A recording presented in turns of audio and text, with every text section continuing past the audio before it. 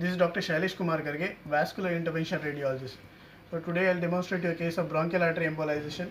So this patient is active pulmonary cox involving with a fibrocavitated lesion in the right upper lobe, and he is coughing massive blood since the morning, and however his vitals are stable.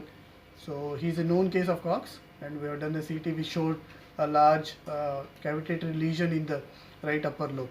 So now, so this is an emergency for the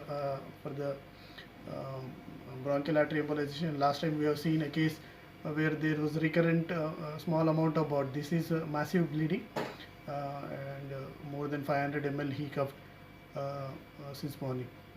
Related the bronchial arteries on the there are two bronchial arteries on the right side in this patient, and we are embolizing using the PVA particles. So I have accessed the right common femoral artery and then gone with the Cobra catheter into the each bronchial artery on the right side, and using the micro catheter that is Prograde, we embolize using the PVA particles 300 till the stasis without any reflex.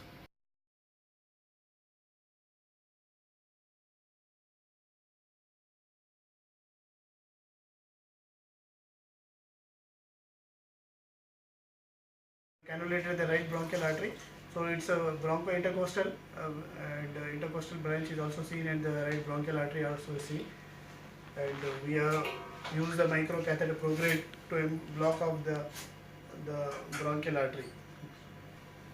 This is the micro catheter run. You can see that both the bronchial arteries are well specified, and we are into the bronchial artery. Next, and there we have used the PVA particles 300. And this is the run post embolization. You can see that bronchial arteries are completely excluded from the circulation, right bronchial. So this is another branch of which is supplying the right lung, right bronchial artery. So there are two bronchial arteries on the right side, and we are again blocked using the 300 PVA particles. Okay. So there you see the another right bronchial artery is also embolized.